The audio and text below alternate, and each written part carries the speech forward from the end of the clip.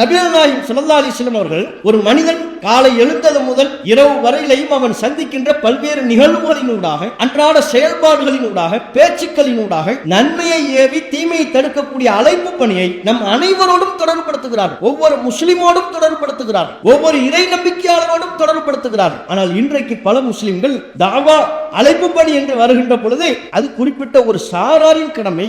ஆலிம்கள் பார்த்துக் கொள்வார்கள், தலைவர்கள் பார்த்துக் கொள்வார்கள், நிர்வாகிகள் பார்த்துக் கொள்வார்கள் என்று ஒதுங்கக்கூடிய மனநிலை இன்றைக்குள்ள சமூகத்திடம் இருக்கிறது. குர்ஆன்ல உள்ள பல வரலாறுகளினூடாக கூட தாவா நமக்கு அந்த சிந்தனை ஊட்டப்படுகிறது. சொல்ல போனால் தாவா என்று ஒன்று இல்லை என்றால் இறை தூதர்களே கிடையாது, வேதங்கள் கிடையாது. தாவா என்கிற ஒன்று இல்லை என்றால் இஸ்லாமிய வரலாறே கிடையாது. எல்லா இறை தூதர்களின் வருகை நோக்கம் என்ன? தாவாவுக்காக. அல்லாஹ்வை மட்டும் வணங்க வேண்டும், அல்லாஹ்வை தவிர வேறு யாரையும் வணங்கக்கூடாது என்கிற கருத்தை சொல்வதற்கு தான் தூதர்கள் அனுப்பப்பட்டார்கள். வேதங்கள் ஏன் வழங்கப்பட்டது? தாவாவுக்காக. அந்த வேதம் அவர்கள் வீட்டில் பரக்கத் என்று வைத்துக் கொள்வதற்காக, ஒவ்வொரு இறை தூதரும் பெட்டியில் வைத்து பாதுகாப்பதற்காக வழங்கப்பட்ட வேதத்தின் கருத்துக்களை மக்கள் மத்தியில் எடுத்துச் சொல்வது, பரப்புவது. தாவாவுக்கு தான் வேதங்கள். தூதர்களின் வருகை, வேதங்களின் வருகை, இஸ்லாமிய வரலாறு முழுமையும் தாவாவை அடிப்படையாக கொண்டு இயங்கக்கூடியது. அன்புக்குரிய சகோதரர்களே, நமது மாவட்டத்தின் சார்பாக ஏற்பாடு செய்யப்பட்ட இந்த தர்பியா நிகழ்ச்சியில் காலை முதல் பல்வேறு பயனுள்ள தகவல்களை அறிந்து வருகிறோம். அதில் இறுதியாக அழைப்பு பணியில் நிலைத்திருப்போம் என்கிற தலைப்பில் தாவா பணி குறித்து இஸ்லாமிய மார்க்கம் நமக்கு சொல்லக்கூடிய நினைவூட்டல்கள் என்ன என்பதை எனக்கும் உங்களுக்குமாக இந்த தலைப்பினூடாக நினைவூட்ட விரும்புகிறோம். இந்த உலகத்தில் மனிதர்கள் நம் அனைவருக்கும் பல்வேறு அடையாளங்கள் இருக்கின்றன. நாம் வீட்டிற்கு சென்றால் அங்கே ஒரு தந்தை அல்லது கணவன் என்கிற அடையாளம் இருக்கிறது. சமூகத்தில் உங்களது நட்பு வட்டாரத்தில் உங்களுக்கென்று தனித்த அடையாளம் உண்டு. நீங்கள் தொழில் புரியக்கூடிய, பணி செய்யக்கூடிய இடத்தில் உங்களுக்கென்று மேனேஜர் என்றோ, தொழிலாளர் என்றோ, ஊழியர் என்றோ ஏதேனும் ஒரு அடையாளத்தை நாம் சுமந்துதான் இந்த உலகத்தில் வாழ்ந்து கொண்டிருக்கிறோம். இப்படி இந்த உலகத்தில் நமக்கு மனிதர்கள் மூலமாக பல்வேறு அடையாளங்கள் ஏற்படுத்தப்பட்டாலும் அல்லாஹ் ரப்புல் ஆலமீன் நம்ம அனைவருக்கும் நிலையான ஒரு அடையாளத்தினை திருக்குர்ஆன் வாயிலாக நமக்கு சூட்டியிருக்கின்றான். அதுதான் தாஇ, அழைப்பாளர் என்கிற அடையாளம். அல்லாஹ் திருக்குர்ஆனில் இந்த அடையாளத்தினை நபிகள் நாயகம் ஸல்லல்லாஹு அலைஹி வஸல்லம் அவர்களுக்கே வழங்கியிருக்கின்றான். திருக்குர்ஆனில் அல்லாஹ் சொல்கிறான், இன்னா அர்சல்நாக பில் ஹக்கி பஷீரவ் வ நதீரா. நபியே, உமை இந்த சத்தியத்தை கொடுத்து நற்செய்தி சொல்பவராகவும் எச்சரிக்கை செய்பவராகவும் அனுப்பியிருக்கிறோம். அதற்கு அடுத்து அல்லாஹ் நபிகள் நாயகத்தை பற்றி குறிப்பிடுகிறான், வ தாஇயன் இலல்லாஹ். அல்லாஹ்வை நோக்கி அழைக்கக்கூடிய தாஇயாகவும் உம்மை நாம் அனுப்பியிருக்கிறோம் என்று அல்லாஹ் நபிகள் நாயகம் ஸல்லல்லாஹு அலைஹி வஸல்லம் அவர்களுக்கே அல்லாஹ்வை நோக்கி அழைக்கக்கூடிய தாஇ, அழைப்பாளர் என்கிற அடையாளத்தினை சூட்டுகிறார். இந்த அடையாளம் நபிகள் நாயகத்திற்கு மட்டுமல்ல, இதே திருக்குர்ஆன் வாயிலாக நம்ம அனைவருக்கும் அல்லாஹ் இந்த அடையாளத்தை சூட்டி இதுதான் உயர்வான அடையாளம் என்று குறிப்பிடுகிறார். நமக்கு நாமே சூட்டிக் கொள்ளக்கூடிய அடையாளங்களை விட இந்த உலகத்தில் சக மனிதர்களால் நமக்கு வழங்கப்படுகிற பட்டங்கள், பதவிகளை விட அல்லாஹ் நமக்கு சூட்டியிருக்கிற அல்லாஹ்வை நோக்கி, அவனுடைய மார்க்கத்தை நோக்கி அழைக்கக்கூடிய அழைப்பாளர், இந்த பட்டம், இந்த அடையாளம் தான் நம்முடைய உள்ளத்திலே மேலோங்கி நிற்க வேண்டும்.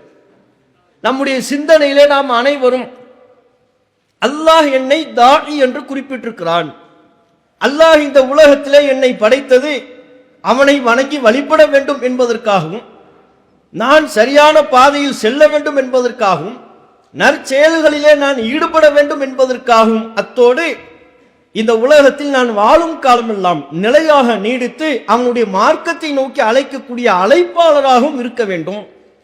அல்லாஹ் இந்த அடையாளத்தினை எனக்கு வழங்கியிருக்கின்றான் என்ற சிந்தனை நம்முடைய உள்ளத்திலே பதிய வேண்டும். அதைத்தான் அல்லாஹ் கேள்வி எழுப்புகிறான், ஒமன் அஹ்ஸனு கௌலம் மிம்மன் தஆ இலல்லாஹி வ அமில சாலிஹன் வ கால இன்னனி மினல் முஸ்லிமீன். இவரை விட அழகிய சொல்லை சொல்பவர் யார்? எவரவர் யார் தஆ இலல்லாஹி, அல்லாஹ்வை நோக்கி வா என்று அழைக்கின்றார்கள். இந்த உலகத்தில் ஏராளமான அழைப்புகள் இருக்கும்.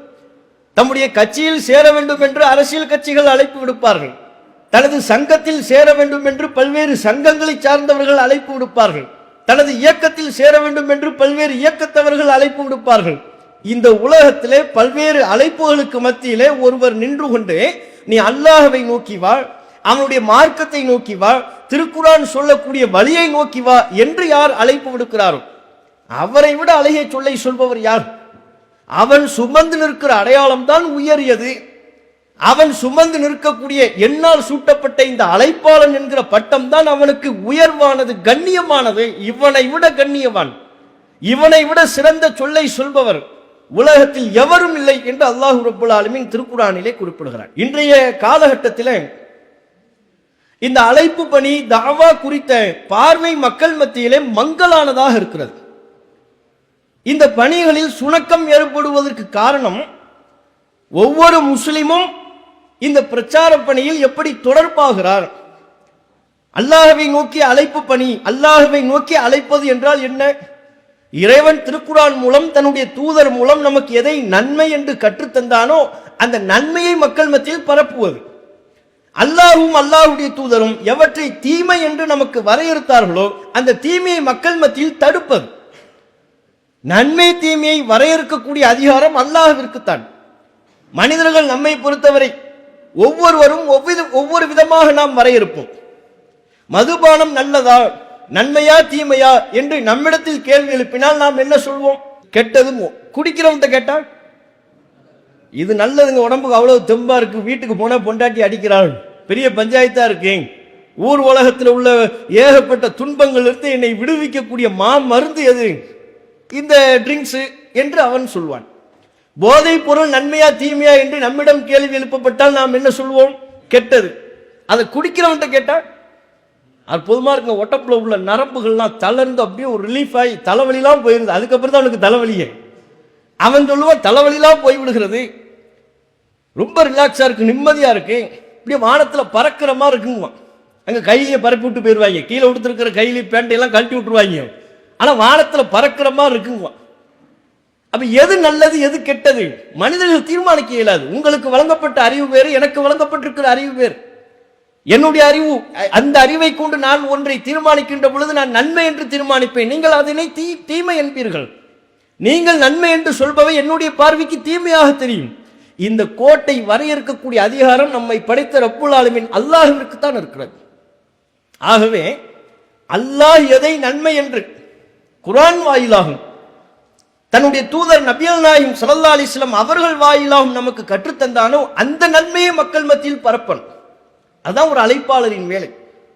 அல்லாஹ்வும் அல்லாஹ்வுடைய தூதரும் எவற்றையெல்லாம் தீமை, இது ஒழுக்கங்கட்ட செயல், இது பாவமான செயல் என்று சொன்னார்களோ அந்த பாவம் மக்கள் மத்தியில் பரவி விடாமல் அல்லது பரவி கொண்டிருப்பதை தடுக்கக்கூடிய வேலை ஒரு அழைப்பாளரின் வேலை.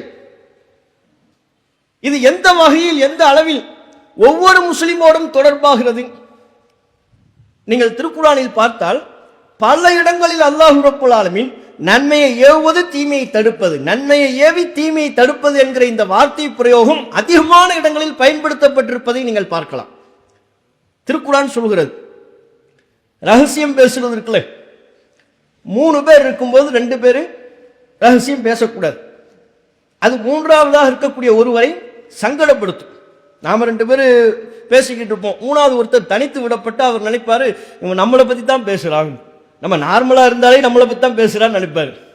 அதுவும் 2 பேரும் குசு குசுன்னு பேசுறோம்னா இவங்க நம்மளை பத்தி தான் பேசுறான், அன்னைக்கு ஏதோ ஒரு சம்பவம் நடந்துச்சு அதை தான் பத்த வச்சுக்கிட்டு இருக்கிறான் சொல்லிக்கிட்டு இருக்கிறான், தேவையற்ற சிந்தனைகள் வரும். அப்ப பேச்சு ஒழுங்கு குர்ஆன்ல சொல்லப்படுது. அதோடு அல்லாஹ் ரப்புல் ஆலமீன் பொதுவா ஒரு விஷயத்தை சொல்றான், லா கைர ஃபி கஸீரின் மின் நஜ்வாஹும், மனிதர்கள் பேசுகிற அதிகமான ரகசியங்களில் எந்த நன்மையும் இல்லை. இவன் எதுக்கு ரகசியம் பேசிக்கிட்டு இருக்கிறான், உலகமாக ரகசியமா இது? இவன் பேசக்கூடிய அதிகமான ரகசியங்களில் ஒரு நன்மையும் இல்லை.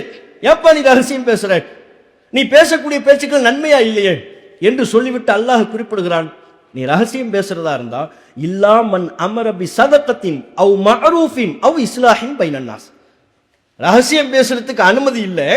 குறிப்பிட்ட தருணங்களில் பேசுவதாக இருந்தால் யார் பேசலாம்? சதக்காவை செய்யும்படி ஏவுகிறாரே அவர் பேசலாம். அவ் மஅரூஃபின், ஒரு நன்மையை ஏவுகிறாரே அழைப்பாளர், அவர் பேசலாம். அவ் இஸ்லாஹின் பைனன் நாஸ், மக்களுக்கு மத்தியில் நல்லிணக்கத்தை உண்டாக்குகின்றாரே அவர் பேசலாம். அவர்களை தவிர மீதம் உள்ளவர்கள் பேசக்கூடிய ரகசியங்களில் என்ன நன்மை உள்ளது? ஒரு நன்மையும் இல்லைங்கிற அல்லாஹ். அப்ப அல்லாஹ் ரப்புல் ஆலமீன் இதில் ரகசியம் பேசுறதை எதோட தொடர்படுத்துறாங்க? நன்மை எவரியா, தஅவாவுல ஈடுபடுறியா, அவர் பேசுற ரகசியத்தில் ஒரு அர்த்தம் இருக்குங்கிற அல்லாஹ். நபிகள் நாயகம் ஸல்லல்லாஹு அலைஹி வஸல்லம் அவர்கள் சஹாபாக்கள்கிட்ட சொல்றாங்க, ஈயாக்கும் வல் ஜுலூஸ ஃபி துருகாத், மக்கள் நடந்து செல்லக்கூடிய பாதைகளில் நீங்கள் அமர்வதை விட்டும் நான் உங்களை எச்சரிக்கை செய்கிறேன். பாதையில் உட்காராதீங்க, டிஸ்டர்பா இருக்காதீங்க, தள்ளி போங்க, ஒதுங்கிருங்க என்று பாதையின் ஒழுங்குகளை அல்லாஹ்வின் தூதர் சொல்லி கொடுத்தார். அப்ப சஹாபாக்கள் கேட்டாங்க, அல்லாஹ்வின் தூதரே, மாலனா புத்துன், எங்களுக்கு மிகவும் அவசியமானவையாக இருக்கின்றதே, நாங்கள் ஒருவரை ஒருவர் சந்தித்துக் கொள்கின்ற பொழுது எங்களது தகவல்களை பரிமாறிக்கொள்வதற்கு பாதையில் நாங்கள் அமர வேண்டிய அல்லது நிற்க வேண்டிய தேவை ஏற்படுகின்றதே, அப்போது நாங்கள் என்ன செய்வது? அவசியம் ஏற்படும் பொழுது நாங்கள் என்ன செய்வது என்று நபி தோழர்கள் கேள்வி எழுப்பினார்கள். நபிகள் நாயகம் சொன்னாங்க, அப்படியா, அவசியம் ஏற்பட்டு பாதையில நீங்க இருந்து பேசுறதா இருந்தா தூ ஹக்கத்தரீக், பாதைக்கென்று நீங்கள் வழங்க வேண்டிய கடமைகளை வழங்கி விடுங்கள். அந்த கடமைகளை அல்லாஹ்வின் தூதர் பட்டியல் போட்டார்கள். சஹாபாக்கள் கேட்டாங்க, ஒமா ஹக்கு தரீக், பாதையின் கடமைகளா? அவற்றுக்கும் நாங்கள் கடமைகளை வழங்க வேண்டுமா? அது என்ன கடமைகள்? எங்களுக்கு கற்றுத்தாருங்கள், சொல்லித்தாருங்கள் என்று கேட்ட பொழுது நபிகள் நாயகம் சொன்னார்கள், கதுல் பசர், பார்வையை தாழ்த்திக் கொள்ளுங்கள், ரத்து சலாம், சலாமுக்கு பதில் சொல்வது. நடந்து செல்கின்ற பொழுது யாரும் உங்களுக்கு சலாம் சொன்னா நீங்க உட்கார்ந்து பேசிக்கிட்டு இருக்க கூடாது, அந்த சொல்லப்பட்ட சலாமுக்கு பதில் சொல்லணும். வேற என்ன சொன்னாங்க? இமாத்தத்துல் அதா அனி தரீக், பாதையில் நீங்கள் நிற்கிற பகுதியில் மக்களுக்கு தொல்லை தரும் பொருட்கள் இருந்தால் அதனை அகற்றுவது. நீ எந்த பகுதியில் இருக்க அதை கிளீன் பண்ண வேண்டியது உங்க வேலை. மக்களுக்கு இடைஞ்சலா எந்த பொருளும் இருக்கக்கூடாது. இவன் போகும்போது தான் இடைஞ்சலோட பொருளை போட்டே போவான். அங்க உட்கார்ந்து பேசிக்கிட்டு சிகரெட்டை குடிச்சிட்டு நெருப்பு கங்கோட போட்டு போவான், புகையை பரப்பி விடுவான். கெட்ட பொருட்களை, மக்களுக்கு தீங்கு ஏற்படுத்தக்கூடிய பொருட்களை இவன் பேசிட்டு போகும்போது தான் போடுறது. பார்வையை தாழ்த்த வேண்டும் என்று அல்லாஹ்வின் தூதர் குறிப்பிட்டார்கள். இவர்கள் பாதையில் போய் அமர்வதை பார்வையை நீட்டுவதற்கு, தாழ்த்துவதற்கல்ல. அப்ப ரசூலுல்லாஹ் அந்த ஹக்குகளை சொல்லிக் கொண்டு வரும்போது சொன்னார்கள், அல் அம்ரு பில் மஅரூஃப், நன்மையை ஏவ வேண்டும். பாதையில் இருக்கிறீங்களா, உட்கார்ந்து பேசிக்கிட்டு இருப்பீங்க, உங்க பார்வைக்கு யாராவது ஒருத்தர் உங்களை கடந்து போவார், அவருக்கு ஒரு நன்மையை ஏவுங்க, தாவா பண்ணுங்கிறான். ஒன் நஹ்யு அனில் முன்கர், தீமையை தடுக்க வேண்டும். பாதையில் உட்கார்ந்து நீங்க உங்க தேவைக்கு பேசிக்கிட்டு இருக்கிறீங்க, உங்களை ஏதேனும் ஒரு தீமை கடந்து செல்கின்ற பொழுது நீங்க வேடிக்கை பார்க்க கூடாது, உங்கள் பேச்சில் லயிக்க கூடாது, அந்த தீமையை நீங்கள் தடுக்க வேண்டும். பாருங்கள், அல்லாஹ்வின் தூதர் பாதையில் நிற்கின்ற பொழுது அதனுடைய கடமைகளில் ஒன்றாக அழைப்பு பணியை தொடர்புபடுத்துகிறார்கள். பாதையில் இருந்தா அதுல கூட அழைப்பு பணி இருக்கு, ரகசியம் பேசுறதுல அழைப்பு பணி இருக்கு. நபிகள் நாயகம் ஸல்லல்லாஹு அலைஹி வஸல்லம் அவர்கள் நமக்கு சொல்றாங்க, குல்லு சுலாமா அலைஹி சதகத்துன், உங்களில் ஒருவர் ஒவ்வொரு நாளும் காலை பொழுதை அடைகின்ற பொழுதே அவர் மீது சதக்கா, தர்மம் கடமையான நிலையில் தான் காலை பொழுதை அடைகிறார் அப்படிங்கிறாங்க. நம்ம எல்லாருக்கும் இதுல யாருமே விதிவிலக்கு இல்லை. ஒவ்வொரு நாளும் நாம் காலை பொழுதை அடைகின்ற பொழுது தர்மம் செய்வது நம் மீது கடமை என்கிற நிலையில் தான் நாம் காலை பொழுதை அடையும். அப்படி நம்ம விளங்குறோமா? நம்ம இன்னைக்கு காலையில் எழுந்திருக்கும் போது எனக்கு தர்மம் கடமை அப்படின்னு நான் புரிகிறேனா? நீங்க அப்படி புரிகிறீர்களா? ஒவ்வொரு நாளையும், அதுவும் அல்லாஹ்வின் தூதர் பயன்படுத்தக்கூடிய வார்த்தை என்ன? குல்லு சுலாமா, உங்கள் உடல்களில் அல்லாஹ் வழங்கியிருக்கிற ஒவ்வொரு மூட்டுக்காகவும் நீங்கள் தர்மம் செய்தாக வேண்டும் என்கிற நிலையில் தான் காலை பொழுதை அடைகிறீர்கள். காலையில் நம்ம எழுந்திருக்கும் போதே அல்லாஹ் நமக்கு வழங்கியிருக்கிற ஒவ்வொரு மூட்டுக்காகவும் நம்ம தர்மம் பண்றது கடமை. மூட்டுனா என்ன? உடப்புல உள்ள இந்த மூட்டு, கையில கை விரல்களில் உள்ள இந்த மூட்டுக்கள் ஜாயிண்ட், காலில் உள்ள இந்த மூட்டுக்கள் ஜாயிண்ட். ஏன்? மனிதன் இயங்குவதற்கு அடிப்படையானதே இந்த ஜாயிண்ட் தான், முட்டு தான்.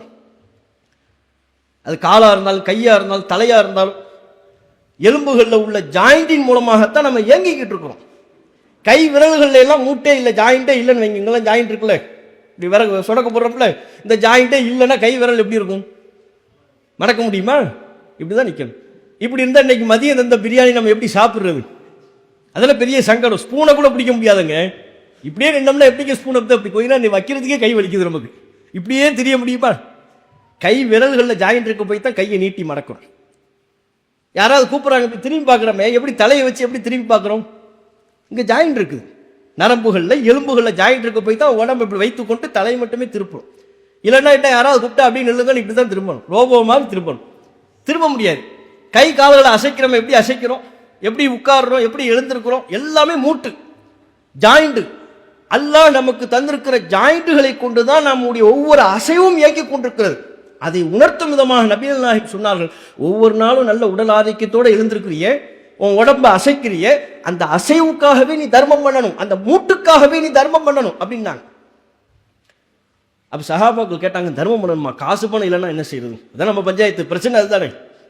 பொருளாதாரம் இல்லை என்றால் எது இருக்குதோ அது, எதுவுமே இல்லை என்றால் அப்ப அல்லாஹ்வின் தூதர் தர்மங்களின் வகையை பட்டியல் போட்டார்கள். அந்த பட்டியலில் அல்லாஹ்வின் தூதர் சொன்னார்கள், அல் அம்ரு பில் மஅரூஃப் வன் நஹ்யு அனில் முன்கர். நன்மையை ஏவுவது, தீமையை தடுப்பது. அப்ப நபிகள் நாயகம் ஸல்லல்லாஹு அலைஹி வஸல்லம் அவர்கள், ஒரு மனிதன் காலை எழுந்தது முதல் இரவு வரையிலையும் அவன் சந்திக்கின்ற பல்வேறு நிகழ்வுகளினூடாக, அன்றாட செயல்பாடுகளினூடாக, பேச்சுக்களினூடாக நன்மையை ஏவி தீமையை தடுக்கக்கூடிய அழைப்பு பணியை நம் அனைவரோடும் தொடர்புபடுத்துகிறார்கள். ஒவ்வொரு முஸ்லிமோடும் தொடர்புபடுத்துகிறார்கள், ஒவ்வொரு இறை நம்பிக்கையாளரோடும் தொடர்புபடுத்துகிறார்கள். ஆனால் இன்றைக்கு பல முஸ்லிம்கள் தாவா அழைப்பு பணி என்று வருகின்ற பொழுது அது குறிப்பிட்ட ஒரு சாராரின் கடமை, ஆலிம்கள் பார்த்துக் கொள்வார்கள், தலைவர்கள் பார்த்துக் கொள்வார்கள், நிர்வாகிகள் பார்த்துக் கொள்வார்கள் என்று ஒதுங்கக்கூடிய மனநிலை இன்றைக்குள்ள சமூகத்திடம் இருக்கிறது. இன்னைக்குள்ள சமூகத்துக்கு தெரியல. தாவா நம்ம எல்லாத்துக்குமே அல்லாஹ் சொல்லியிருக்கிறான். குர்ஆன்ல உள்ள பல வரலாறுகளினூடாக கூட தாவா நமக்கு அந்த சிந்தனை ஊட்டப்படுகிறது. குர்ஆன்ல உள்ள எந்த வரலாறை நீங்கள் எடுத்துக்கொண்டால், சொல்ல போனா தாவா என்று ஒன்று இல்லை என்றால் இறை தூதர்களே கிடையாது. தாவா என்கிற ஒன்று இல்லை என்றால் வேதங்கள் கிடையாது. தாவா என்கிற ஒன்று இல்லை என்றால் இஸ்லாமிய வரலாறே கிடையாது. தூதர்கள் ஏன் வந்தாங்க? எல்லா இறை தூதர்களின் வருகை நோக்கம் என்ன? தாவாவுக்காக. அல்லாஹ்வை மட்டும் வணங்க வேண்டும், அல்லாஹ்வை தவிர வேறு யாரையும் வணங்கக்கூடாது என்கிற கருத்தை சொல்வதற்கு தான் தூதர்கள் அனுப்பப்பட்டார்கள். வேதங்கள் ஏன் வழங்கப்பட்டது?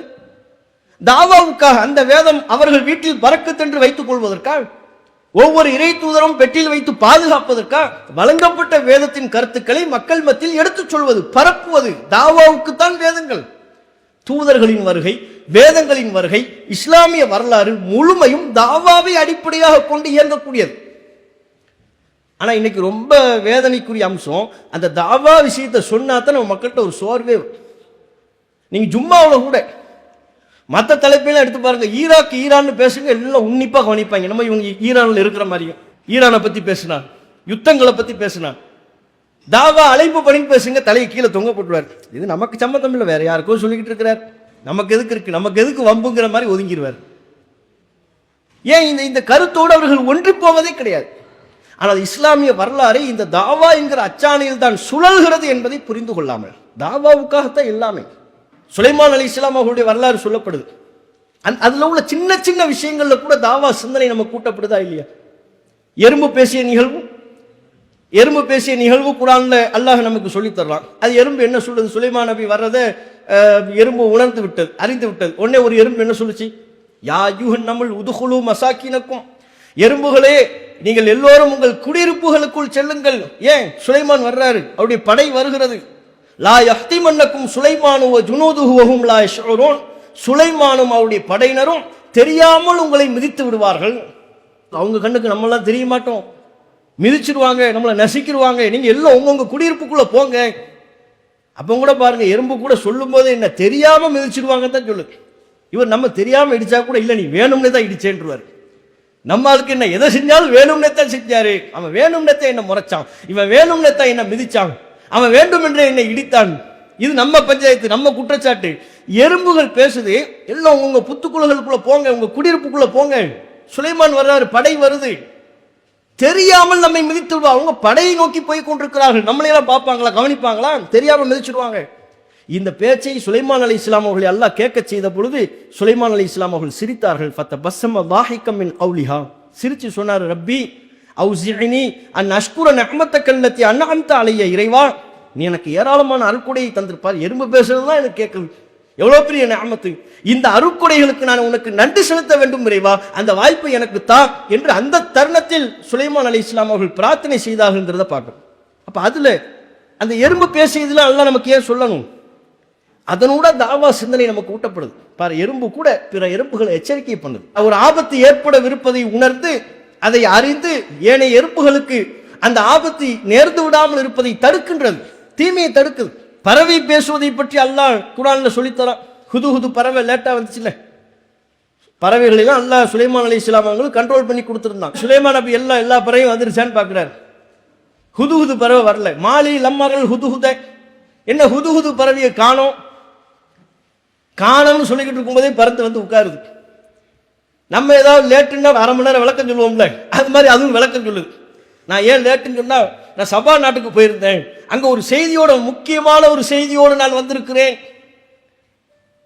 அது பேசியதுல உண்மை இருந்துச்சு. நம்ம சம்மந்தம் இல்லாதெல்லாம் காரணமா சொல்லுவோம். ஏன் பாய் லேட் ஆயிருச்சு? ஆமா பாய் லேட் ஆயிருச்சு, அதான் தெரியுது, லேட்டுன்னு தான் தெரியுது, அது ஏன் லேட் ஆச்சு, அதான் லேட் ஆயிருச்சு. இப்படியே ஓடிடும் 1/4 மணி நேரம். அதே மீறி காரணம் சொல்லுங்கன்னா அவர் சம்மந்தம் இல்லாமல் ஒரு அரை மணி நேரம் காரணம் சொல்லுவார். ஆனால் அந்த பறவை உண்மையை சொல்லுச்சு. நான் சபா நாட்டுக்கு போயிருந்தேன், அங்கே ஒரு அரசியை பார்த்தேன், மக்கள் எல்லாம் சூரியனை வணங்கிக்கிட்டு இருக்கிறாங்க. வஜத்துஹா வ கௌமஹா யஸ்ஜுதுன லிஷம்ஸி மின் தூனில்லாஹ், அல்லாஹ்வை விட்டு சூரியனை அவர்கள் வணங்கி கொண்டிருக்கிறார்கள். எப்படி சூரியனை வணங்க முடியும்? அவர்கள் அல்லாஹுவை அல்லவா சஜிதா செய்ய வேண்டும், அல்லாஹ்விற்கு அல்லவா சஜிதா செய்ய வேண்டும், அல்லாஹ் தானே மறைவானவற்றை அறிந்தவன் என்று அந்த பறவை வந்து ரிப்போர்ட் பண்ணுது. தாவா சிந்தனை. அதுக்கப்புறம் தான் சுலைமான் அலைஹிஸ்ஸலாம் அவர்கள் சபா நாட்டு அரசுக்கு கடிதம் எழுதினார்கள். பிற்பாடவர்கள் இஸ்லாத்தை ஏற்றுக்கொண்டார்கள். அப்ப இந்த சம்பவங்களுக்கு அடித்தளமாக அமைந்தது எது? அந்த பறவையின் தகவல், ரிப்போர்ட். அது வெறுமனே ஒரு தகவலாக சொல்லாமல் உணர்ச்சி பொங்க, அதனுடைய உணர்ச்சியை, அதனுடைய எண்ணத்தை அல்லாஹ் ரப்புல் ஆலமீன் நமக்கு பதிவு செய்து பார்ப்பா. அதுக்கு கூட அந்த சிந்தனை இருக்குப்பா. ஒரு எறும்புக்கு அந்த சிந்தனை இருக்கு, ஒரு பறவைக்கு அந்த சிந்தனை இருக்கு. தாவா சிந்தனை. என்னால் படைக்கப்பட்ட பிற படைப்பினங்கள் வணங்கப்படும் பொழுது ஒரு பறவை கவலை கொள்கிறது, வணங்கப்பட வேண்டியவன் அல்லாஹ் மட்டுமல்லவா என்று. அந்த கவலை உனக்கு வேண்டாமா? நல்லா மறைமுகமா நம்ம கிட்ட கேட்கலாம். மறைமுகமா இதே கவலை உனக்கும் வரணும்ல, நீயும் தாவா செய்ய வேண்டும் அல்லவா, அந்த சிந்தனை உனக்கு வர வேண்டும் அல்லவா, இந்த பணியில் உன்னை நீ நிலைத்திருக்க செய்ய வேண்டும் அல்லவா என்று அல்லாஹ் கேள்வி எழுப்பும். இப்படி தாவாவை தொடர்புபடுத்தி நபிகள் நாயகம் ஸல்லல்லாஹு அலைஹி வஸல்லம் அவர்கள் பல்வேறு செய்திகளை நமக்கு சொல்லியதற்கு பிறகும் இந்த பணியில், இந்த தாவா சிந்தனையில் நம்மில் பலர் மந்தமாக இருப்பதை பார்க்கணும். ஒரு பொடுபோக்கு நம்மிடம் இருக்கிறது. தாவா ரீதியா நம்மிடத்தில் அர்ப்பணிப்பு குறைவாக இருக்கிறது. நபிகள் நாயகத்தால் உருவாக்கப்பட்ட நபித்தோழர்கள், அவர்கள் வழிவந்த இந்த மார்க்கத்திற்காக பாடுபட்டவர்கள் எல்லாம் இந்த மார்க்கம் பரவ வேண்டும் என்பதற்கு பல உழைப்புகளை கொட்டினார்கள். பல உழைப்புகள், சாதாரண உழைப்பல்ல. அல்லாஹ்வின் தூதர் காட்டிய திசைக்கு தங்களுடைய பயணத்தை அமைத்துக் கொண்டார்கள், தங்களுடைய வாழ்நாளை அமைத்துக் கொண்டார்கள். தாவா செய்த நிலையில் மரணிப்பதை பெரும் பாக்கியம் என்று கருதினார்கள். ஹராம் பின் மில்ஹான் என்கிற நபித்தோழரின் வரலாற்றை நாம் அறிவோம் அல்லவா? ஒரு கூட்டம் அல்லாஹ்வின் தூதரிடம் வந்து தங்களுக்கு மார்க்கத்தை சொல்லித்தாருங்கள், சொல்லித் தருவதற்கு ஒரு குழுவை எங்களோடு அனுப்புங்கள் என்று கேட்டார்கள். அவர்கள் கெட்டவர்கள், அவர்களின் நோக்கம் தீயது. ஆனால் அல்லாஹ்வின் தூதருக்கு மறைவான ஞானம் இல்லை. ஹாஃபில்களை அனுப்பி வச்சாங்க, ஒரு குழுவை அனுப்பி வைத்தார்கள் அவர்களோடு. அவர்களில் ஒருவர் தான் ஹராம் பின் மில்ஹான் என்கிற நபித்தோழர். கூட்டிட்டு போனாங்க. வழியில அவங்கள தாக்க ஆரம்பிச்சிட்டாங்க, சிறை கைதியா பிடிச்சிட்டாங்க. போய்கொண்டே இருக்கும்போது ஹராம் பின் மில்ஹான் அவர் நடந்து கொண்டிருக்கிறார். பின்னால் இருந்து அம்பை எய்து நெஞ்சை பிளந்து கொண்டு அம்பு வருகிறது, கொல்லப்படுகிறார். திடீர்னு நடந்து போய்கிட்டு இருக்கிறார். அவர் கற்பனை என்ன, ரசூல்லா நம்மள பயானுக்கு அனுப்புறாங்க, தாவா செய்ய வெளியூருக்கு அனுப்பி வைக்கிறாங்க, நம்ம அங்க போய் தாவா செய்யணும் என்கிற கனவோடு சென்று கொண்டிருக்கிறார். திடீரென்று நெஞ்சை பிளந்து கொண்டு அம்பு வருகிறது. அந்த கணம், அந்த நொடி ஹராம் பின் மில்ஹான் ரலியல்லாஹு அன்ஹு அவர்கள் சொன்ன வார்த்தை ஃபுஸ்து வரப்பில் காபா, காபாவுடைய இறைவன் மீது ஆணையாக நான் வெற்றி பெற்று விட்டேன் என்று சொன்னார். செத்து மடிகின்ற ஒருவர் நான் வெற்றி பெற்று விட்டேன் என்று எப்படி சொல்ல முடியும்? மூத்தா போறார். இனி தான் மனைவியை பார்க்க முடியாது, பிள்ளைகளை பார்க்க முடியாது, நண்பர்களை பார்க்க முடியாது, ஊரை பார்க்க முடியாது. எல்லாம் தெரிந்தும் கூட அவர் சொல்கிறார் எதிர்பாராத மரணம். ஆனால் அவருடைய வாயிலிருந்து வார்த்தை வருகிறது ஐயோ என்று. அந்த வார்த்தை வரவில்லை. இனி என் மனைவியை நான் எப்படி பார்ப்பேன், அந்த வார்த்தை வரவில்லை. புஸ்து நான் வெற்றி பெற்று விட்டேன் என்று சொல்கிறார். அப்படின்னா என்ன அவருடைய பார்வை, என்ன அவருடைய பரந்த மனப்பான்மை என்ன? இந்த மார்க்கத்துக்காக, தாவாவுக்காக என் உயிர் பிரிகிறது என்றால் அதுதான் என்னுடைய லட்சியம், அதுதான் என்னுடைய இலக்கு, அது எனக்கு வெற்றி அப்படிங்கிறார். அந்த வெற்றியை நான் அடைச்சிட்டேன்ல. இனி நான் அந்த ஊருக்கு போய் தாவா பண்ணி பல பேரை இஸ்லாத்துக்கு கொண்டு வர்றது அது அடுத்து. ஆனால் இந்த மார்க்கத்திற்காக என்னுடைய உயிர் போகும் என்றால் அதுதான் என்னுடைய கனவு, அதுதான் என்னுடைய லட்சியம். அந்த லட்சியம் நிறைவேறிவிட்டது, என் இலக்கில் நான் வெற்றி பெற்று விட்டேன் அப்படின்னார். ஃபுஸ்து, நான் வெற்றி பெற்று விட்டேன். இறைவா, என் செய்தியை தூதருக்கு நீ தெரிவித்து விடு என்று சொன்ன நிலையில் அவர் மரணித்து போனார். அதே குழுவில் பிடிக்கப்பட்டவர் தான் ஹுபைப். அவரை கைதியா பிடிச்சிட்டு போய் எதிரிகள்கிட்ட வித்து அவங்க அவருக்கு ஒரு நாளை தேர்வு பண்ணி ஒரு டெட்லைன் சொல்லி இந்த நாளில் உன்னை கொல்ல போறோம்னு சொல்லி நாள் குறிச்சிட்டாங்க. அந்த நாளும் வந்து விட்டது. அவர் கொல்லப்படக்கூடிய நாள் வந்து விட்டது. ஆனா முகத்துல எந்த பதட்டமும் இல்லை, தயக்கமே இல்லை, கொஞ்சம் கூட கவலையோ ஒரு சலனமோ, இன்றைய நாள்ல நாம போக போறோங்கிற கவலையோ சலனமோ எதுவுமே இல்லை. கைதியா பிடிக்கப்பட்டாரு, வித்துட்டாங்க, வித்து அவரை கொல்ல போறாங்க, எதிரிகள் அவரை வாங்கிட்டாங்க. அவர் கடந்த காலத்தில் யுத்தங்களில் பங்கெடுத்து எதிரிகளை வீழ்த்தியதற்காக வேண்டி பழிக்கு பழியாக கொல்ல போகிறார்கள் எதிரிகள். அதனால தேர்வு பண்ணி கேட்கலாம், இப்ப என்ன உங்களை கொல்ல போறோம், என்ன வேணும், கொஞ்சம் டைம் தாங்க, நான் ஒரு 2 ரக்காத் தொழுதுக்கிறேன். கொஞ்சம் டைம் தாங்க, ஒரு 2 ரக்காத் நான் தொழுதுக்கிறேன். டைமை வாங்கிட்டு தொழ ஆரம்பிச்சிட்டார். வேக வேகமாக தொழுதுட்டார். வளமையா எப்படி நிதானமாக நிறுத்தி தொழுவாரோ அப்படிலாம் தொழுகலை, வேக வேகமாக தொழுதுட்டார். வேக வேகமாக தொழுகையை முடிச்சுட்டு ஒரு காரணம் சொன்னார், நான் தொழுகை ஏன் தெரியுமா சீக்கிரமாக முடித்தேன், நான் தொழுகையை நீட்டிவிட்டால் முகம்மதை பின்பற்றக்கூடிய தோழர் ஒருவர் மரணத்திற்கு அஞ்சி தொழுகையை நீட்டுகிறார் என்று நீங்கள் எண்ணக்கூடும். மௌத்துக்கு பயந்து தொழுகை நீட்டுறான் பார், சாவரத்துக்கு பயந்து தொழுகையில் எவ்வளோ நேரம் நிற்கிறான் பார் என்று நீங்கள் சொல்லக்கூடும், அவ்வாறு எண்ணக்கூடும். அந்த எண்ணம் உங்களிடம் ஏற்பட்டு விடக்கூடாது. ஆகவே நான் தொழுகையை சுருக்கி கொண்டேன்கிறார். நம்மளா இருந்தால் அல்லாஹ் அக்பர் கட்டணம்னா அவ்வளோதான். நம்ம அப்படி ஒரு சிக்கல்ல சிக்கிட்டோம், நீங்க ஒரு 2 ரக்காத் தொழுவதுக்கு டைம் அல்லாஹ் அக்பர் ருக்குவே கிடையாது. என்னென்ன குலுல்லாஹ் வஹத் அல்லாஹு ஸமத் லம் யலித் வலம் யூலத் வலம் யக்குல் லஹு குஃபுவன் அஹத் பிஸ்மில்லாஹிர் ரஹ்மானிர் ரஹீம் குலுல்லாஹ் வஹத் அல்லாஹு ஸமத் லம் யலித் வலம் யூலத் வலம் யக்குல் லஹு குஃபுவன் அஹத் திருப்பி திருப்பி ஓதிக்கிட்டு இருப்போம். நம்மளை கொல்ல வந்தவன் டயர்ட் ஆயிடுவான். சரி இவரெல்லாம் கொல்றது நமக்கு பாவம், விட்டுருவான். அவரு முடிச்சிட்டார், கொல்லப்பட்டார். கொல்லப்படுறதுக்கு முன்பு ஒரு கவி பாடினார்.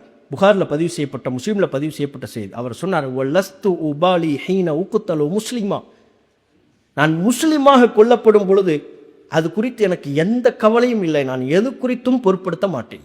வலஸ்து உபாலி, நான் என்னுடைய மரணத்தை பற்றி பொருட்படுத்த மாட்டேன். ஏன்? ஹீன உக்குத்தலு முஸ்லிமா, நான் முஸ்லிமாக கொல்லப்படுகிறேன். இஸ்லாத்தில் ஈமானோடு மரணிக்கிற ஒரு வாய்ப்பு எனக்கு கிடைக்கின்ற பொழுது நான் ஏன் மரணம் குறித்து கலங்க வேண்டும், நான் ஏன் அஞ்ச வேண்டும், அதை குறித்து நான் பொருட்படுத்த மாட்டேன். இன்னும் சொன்னார்,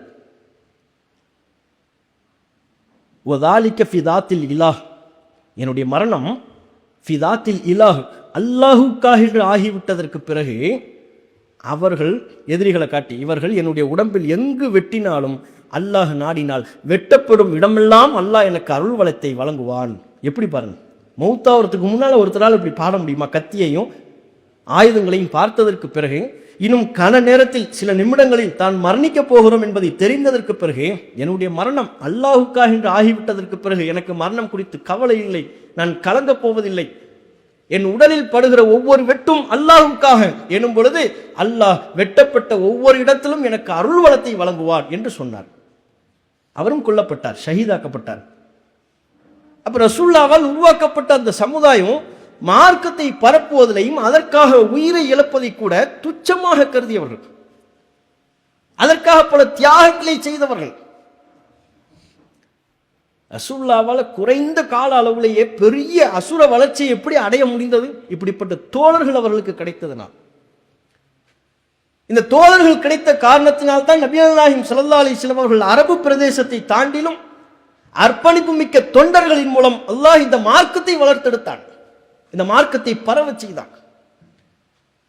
இன்றைக்கு நாம் இந்த மார்க்கத்தை அதுபோன்று மக்கள் மத்தியில் கொண்டு செல்ல வேண்டும் என்றால் அந்த சமூகத்தில் இருந்தவர்களைப் போல தியாகிகளும் அர்ப்பணிப்பும் மனப்பான்மை கொண்டவர்களும் நம் சமூகத்திலையும் உருவாகணும். இருக்கிறோமா? நம்ம ரசூலுல்லாஹ்வுக்கு ஒரு அபூபக்கர் அவர்கள் இருந்ததைப் போல, உமர் அவர்கள் இருந்ததைப் போல, பிலால் அவர்கள் இருந்ததைப் போல, அம்மார் அவர்கள் இருந்ததைப் போல, முஸ்அப் அவர்கள் இருந்ததைப் போல இந்த சமூகத்தில் இன்றைய காலகட்டத்தில் அபூபக்கர் அவர்களைப் போல, முஸ்அப் அவர்களைப் போல, ஹுபைப் அவர்களைப் போல, ஹராம் பின் மில்ஹான் அவர்களைப் போல மக்கள் இன்னைக்கு இருக்கணும். இருந்தாத்தான் இந்த மார்க்கம் அடுத்த கட்டத்துக்கு போகும். நான் வீட்டை விட்டு வெளியே வர மாட்டேன், யாரையும் பார்க்க மாட்டேன், அங்க போக மாட்டேன், இங்க போக மாட்டேன்னா எப்படி மார்க்கம் வளரும்? எப்படி இளைய தலைமுறை இந்த மார்க்கத்தின் பால் கவரப்படுவார்கள்? யாரையுமே போய் சந்திக்க மாட்டேன். இன்னைக்கு நம்ம என்ன விளங்கி வச்சிருக்கிறோம்? தாவான்னா வெறுமனே ஃபேஸ்புக் ஒரு பயானை போட்டோன்னே லைக் பண்ணிட்டோம்னா அல்ஹம்துலில்லாஹ் என் தாவா கடமை முடிஞ்சிருச்சுட்டார். ஒரு லைக்கு தான், ஒரு ஷேரு. அது இன்னைக்கு தேவை, தவிர்க்க முடியாது. சமூக ஊடகங்கள் இன்றைக்கு தவிர்க்க முடியாதவை. நீங்கள் எல்லா காலத்திலையும் சரி, எவ்வளவு வருஷமானாலும், எவ்வளவு புதிய சமூக வலைத்தளங்கள் உருவானாலும், மனிதர்களோடு மனிதர்கள் பேசுகிற உரையாடல் தான் ஒவ்வொரு காலகட்டத்திலையும் நிலைத்து நிற்கக்கூடிய அம்சம். நீங்க வெறுமனே சமூக ஊடகங்களை மாத்திரம் வைத்துக்கொண்டு ஒரு சமூகத்தை கட்டமைக்க இயலாது. ஒரு செய்தியை நீங்க பாஸ் பண்ணலாம், ஒரு செய்தியை கடத்தலாம், ஒரு செய்தியை நீங்க ஒரு அறிவிப்பாக கொண்டு போய் சேர்க்க இயலும். உங்கள் கருத்தை அவர்களுக்கு நீங்கள் தெரிவித்து விட முடியும். அவனை கன்வின்ஸ் பண்றதா இருந்தால் தனித்த உரையாடல் வேணும். அவரை சந்திக்கணும், ஒன்றுக்கு பலமுறை சந்திக்கணும், உட்கார்ந்து அமர்ந்து பேசணும், அவர் கேள்வி கேட்க வைக்கணும், அவருக்கு நம்ம ஆன்சர் பண்ணணும். இந்த உரையாடல்களின் மூலமாகத்தான் ஒவ்வொரு சங்க காலம் தொட்டு இன்றைக்கு வரையிலையும், ஏன் மறுமை வரையிலையும் மனிதர்களுடனான உரையாடலுக்கு தனித்த ஒரு தளம் எப்போதும் இருந்து கொண்டே இருக்கும். நீங்க எவ்வளவு ஊடகங்கள் வந்தாலும் சரி, நீங்க ஒரு தாக்கம் செலுத்த வேண்டுமா, உரையாடல் உங்களுக்கு வேணும். அதான் தனிநபர் தாவாங்கிறோம். அந்த உரையாடலை தான் தனிநபர் தாவா என்கிறோம். இன்னைக்கு அந்த தனிநபர் தாவா நம்ம கிட்ட இருக்கா? இப்ப நம்மெல்லாம் சுன்னத் ஜமாத் மதரசால ஓதிக்கிட்டு இருந்தோம். இந்த கொள்கை எப்படி உங்களுக்கு பிடித்து போனது? எங்களை போன்று பல நபர்கள் சுன்னத்துல் ஜமாத் மதரசாவில் ஓதியவர்கள் இன்றைக்கு நம்ம ஜமாத்தில் தாயா பயணித்துக் கொண்டிருக்கிறார்கள். எப்படி அங்க ஓதிக்கிட்டு இருந்த ஒருத்தரை இந்த ஜமாத்தை நோக்கி, இந்த கொள்கை நோக்கி எப்படி ஈர்க்க முடிந்தது?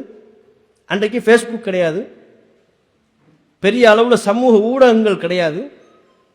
எப்படி ஈர்க்க முடிந்தது? தனிநபர் தாவாவின் மூலமாகத்தான். மாசாவில் லீவுக்கு ஊருக்கு போகும்போதெல்லாம் ஒரு 2 பேர் நம்மளை சந்தித்து பேசுவாங்க. தௌஹீதுனா என்ன, ஷிர்க்னா என்ன, பிதத்துனா என்ன, தர்கானா என்ன, தாயத்துனா என்ன, மௌலுது என்ன, எல்லாத்தையும் பேசுவாங்க. பல சந்தேகங்கள், நாம காலம் காலமாக எதை சரி என்று நம்பி வந்தோமோ அந்த அடித்தளம் கொஞ்சம் ஆட்டம் காணக்கூடிய வகையில் கேள்விகளும் செய்திகளும் நம்மை வந்து சேர்ந்தது. என்னடா இப்படி ஒரு சந்தேகத்தை உண்டாக்கிட்டாங்களே நமக்கு. அந்த உரையாடல் அப்படிப்பட்ட ஒரு சந்தேகத்தை உண்டாக்கு. அதுக்கப்புறம் தான் ஒரு குறிப்பிட்ட ஒரு ஸ்டேஜுக்கு வரும்போது தான் சுய பரிசோதனை செய்யும்போது நாம் இருக்கிற இந்த கொள்கை தப்பு, இந்த மௌலுது தப்பு, இந்த தர்கா தப்பு, இதில் உள்ள கொள்கைகள் தவறு, மதுகப்பு தவறு என்று சத்தியத்தை விளங்கக்கூடிய ஒரு நிலைக்கு நாம் வரோம். அப்போ அந்த உரையாடல்கள் இப்போ நடத்தப்படணும்ல. எந்த மதரசா மாணவர்களை நாம் சந்திக்கிறோம்? நம்ம வீட்டு பிள்ளைகள், நம்ம அக்கம் பக்கத்தில் உள்ள பிள்ளைகளை சந்தித்து பேசுவதற்கே இன்னைக்கு நமக்கு நேரம் இல்லை. அசத்தியத்தில் உள்ளவங்க போறா, மக்களை போய் சந்திக்கிறதுக்கு போறாங்க. ஒரு சத்தியமும் இல்லை, ஒரு கொள்கையும் இல்லை, எல்லாம் பெரியார் கதைகளாக தான் இருக்கு. ஆனால் அவங்க பார்த்தீங்கன்னா வேலைக்கு நேரத்துக்கு கரெக்டாக போயிடுறாங்க. மாலை நேரம் ஆயிடுச்சா, சனிக்கிழமையா ஞாயிற்றுக்கிழமையா ஏதாவது ஒரு ஊரில் சுற்றிக்கிட்டு இருக்காங்க, உரையாடுறாங்க, பேசுறாங்க. அதனோட தவறான கருத்தை விதைக்கிறார்கள். அப்போ தனித்த உரையாடலின் மூலமாக தவறான வழிகட்ட கருத்தை அவர்கள் பரப்ப முடியும் என்றால், அந்த உரையாடலின் வழியாக சத்தியத்தை நம்ம பரப்ப முடியாதா? கண்டிப்பாக பரப்ப முடியும். அதை நாம் அதிகப்படுத்தணும். அது கொஞ்சம் சிரமப்படணும். நம்மளுடைய வாழ்க்கையை முழுமையையும் இதற்காக அர்ப்பணிக்க வேண்டும் என்று கிடையாது. குறித்த சில நேரங்களையாவது நம்ம ஒதுக்கணும். அல்லாஹ் நம்மளை தாயியாக வைத்திருக்கிறான் என்பதை நம்ம உணர்வோம் என்று சொன்னால் அந்த நிலையிலிருந்து நம்மளை நம்ம ரிலீஸ் பண்ணவே மாட்டோம். அல்லாஹ் என்ன தாயியாக வச்சிருக்கலாம். ஜமாத் உங்களை தாயின்னு சொன்னாலும் சொல்லாட்டாலும், மாவட்ட நிர்வாகம் உங்களை தாயி என்றாலும் இல்லாவிட்டால், அல்லாஹ் உங்களை தாயியாக ஆக்கி வைத்திருக்கிறான். அல்லாஹ் என்ன அழைப்பாளர்னு சொல்றான். மார்க்கத்தை நோக்கி நான் அழைக்கணும், அல்லாஹ்வை நோக்கி நான் அழைக்கணும், அதுக்கு சிரமப்படணும், கஷ்டப்படணும், 4 பேரை சந்திக்கணும், சில நேரங்களை ஒதுக்கணும். அதுவும் இன்றைக்குள்ள காலகட்டத்தில் இளைஞர்களுக்கு மார்க்க சிந்தனையே இல்லாமல் உருவாகிட்டு இருக்கிறாங்க. அரசியல் கட்சிகளுக்கு பின்னால் போவதையும், அரசியல் கட்சி தலைவர்களோடு செல்ஃபி எடுப்பதையும், அதை ஒரு பெருமைக்குரிய ஒரு அம்சமாக கருதுவதையும் இளைஞர்கள் விரும்பக்கூடிய ஒரு போக்கு ஏற்படுகிறது. காரணம் என்ன? மார்க்க சிந்தனை அவங்களுக்கு புகட்டப்படலை. அவங்களுக்கு தலைவர்களோடு நின்று போட்டோ எடுத்துட்டோம்னா வாழ்க்கையில் சாதிச்சிட்டோம்னு நினைக்கிறான். நடிகர்களோடு நின்று போட்டோ எடுத்து விட்டால் வாழ்க்கையில் சாதித்து விட்டோம் என்று நினைக்கிறார்கள். அது சாதனை அல்ல. இந்த மார்க்கத்தை நாம் எவ்வளவு கற்றோம் என்பதுதான் சாதனை. கற்ற அந்த மார்க்கத்தை எத்தனை பேருக்கு பரப்பினோம் என்பதுதான் சாதனை என்பதை இளைஞர்களுக்கு கொண்டு போய் சேர்க்க வேண்டிய கடமை நமக்கு இருக்கு. அதுக்கு நம்ம நேரம் ஒதுக்கணும்.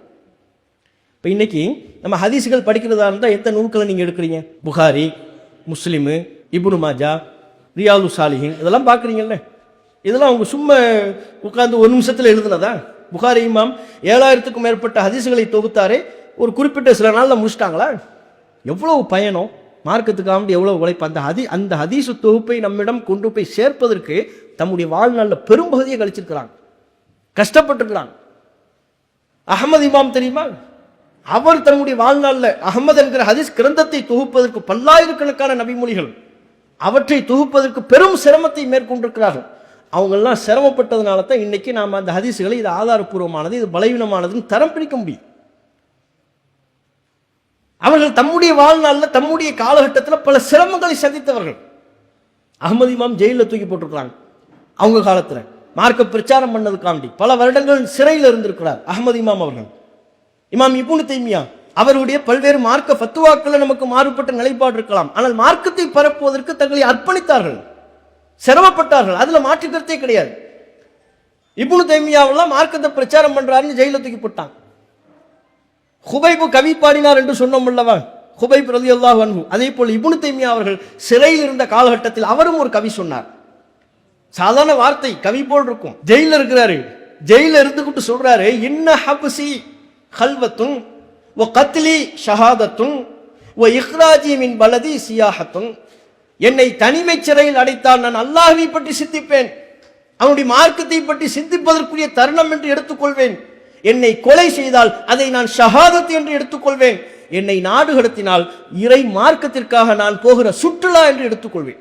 இன்னைக்கு நம்ம மார்க்கத்தை தெரிஞ்சுக்கிறதுக்கே சுற்றுலா வர வேண்டியிருக்கு. அப்போ நாம் இந்த தாவா சிந்தனையை அதிகப்படுத்திக் கொள்ளணும், குர்ஆனுடைய சிந்தனையை அதிகப்படுத்தணும். உலகத்தில் சுகபோகமாக இருக்கிறவங்களெல்லாம் பார்க்கும் பொழுது நாமும் அப்படி இருந்தால் என்ன என்கிற எண்ணம் வரும். அவெல்லாம் அப்படி கவலை இல்லாமல் சுற்றுறான், அங்கே போகிறான் அங்கே போகிறான், பொருளாதாரத்தை திரட்டுறான், வசதி வாய்ப்போட வாழ்றான், வரும். உங்களுக்கெல்லாம் அப்படிப்பட்ட வாய்ப்பு இல்லையா? இன்னைக்குள்ள காலகட்டத்தில் யாரு கட்சியில் போய் சேர்த்தாலும் அழகா உங்களை சேர்த்துக்குவாங்க. இப்போ திமுகவில் போய் சேர போறேன்னு சொன்னீங்க, நான் ஜென்சி டிஎம்கேன்னு ஒரு டிஷர்ட் மட்டும் போட்டீங்கன்னு வைங்க, வாப்பா நீ தான் எனக்கு தேவைன்னு கூட்டு போட்டு உங்களை எங்கெங்கெல்லாம் அனுப்பணுமோ அங்கெல்லாம் அனுப்புவாங்க. அதுவும் நம்ம ஆளுகளுக்கு பேசவா சொல்லி கொடுக்கணும். வேற இதே என்ன விஜய் டீம்ல போய் சேர போறீங்களா, தாவைக்கால சேர்றீங்களா, அவன் வாப்பா எங்களை உங்களுக்கு பேசுறதுக்கு தான்ப்பா ஆள் இல்லை, வாப்பா நீ எதையாவது பேசு போ, கூப்பிட்டுக்குவாங்க, சேர்த்துக்குவாங்க. அது நம்முடைய பாதை அல்ல, அது நம்முடைய ரூட் அல்ல, அது நமக்கு தேவையில்லை. இந்த நாவுகள் அல்லாஹ்வை பற்றி புகழ்வதிலையும் அவனுடைய மார்க்கத்தை பற்றி பேசுவதிலையும் நம்ம சந்தோஷப்படணும், அதை நம்ம பரப்பணும். சும்மா இவர்களைப் போல திராவிடம் போன்று வருமா, அது தமிழ் தேசியம் போன்று வருமா, இதை போன்று வருமா, விஜய் போன்று வருமா, இதை பேசுறதுக்கு எதுக்கு நான் படைக்கப்பட்டேன், இதுவா எனக்கு தேவை? இதுல நம்ம சர்ச்சை செய்வதா நம்முடைய வேலை? அப்ப இவைகள்லாம் நம்முடைய கவனத்தை திசை திருப்பக்கூடியவர்கள் என்பதை உணர்ந்து கொண்டு இந்த மார்க்கத்தின் மீது நம்முடைய பற்றை அதிகப்படுத்தி நாம் அறிந்து கொண்ட இந்த மார்க்கத்தை இளைஞர்களுக்கு சரியான முறையில் கொண்டு போய் சேர்த்தால் கண்டிப்பாக அவர்கள் தாவாவில் தம்மை இணைத்துக் கொள்வார்கள். அதை நேரத்தில் உங்கள் அனைவருக்குமான செய்தியாக சொல்லிக்கொண்டு என்னுடைய உரையை நிறைவு செய்து கொள்கிறேன். வாஹிர் தாவானா அல்ஹம்துலில்லாஹி ரப்பில் ஆலமீன். அஸ்ஸலாமு அலைக்கும் வரஹ்மத்துல்லாஹி வபரகாத்துஹு. அல்லாஹு அக்பர்.